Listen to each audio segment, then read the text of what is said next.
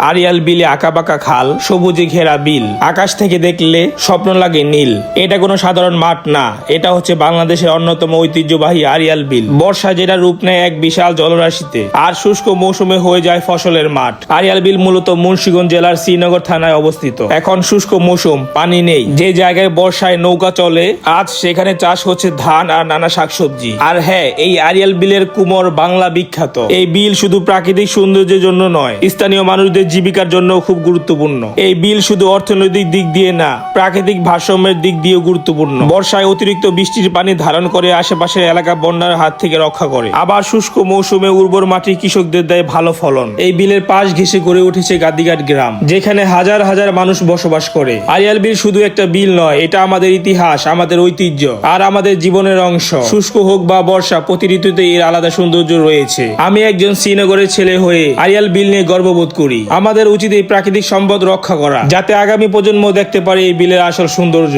আপনারা যারা এখন আড়িয়াল বিল দেখেননি, অবশ্যই একবার হলেও এসে দেখে যাবেন। এই ভিডিওটি যদি ভালো লাগে থাকে, অবশ্যই পেজটিকে ফলো এবং লাইক করবেন। আর হ্যাঁ, বেশি বেশি কমেন্টও করবেন।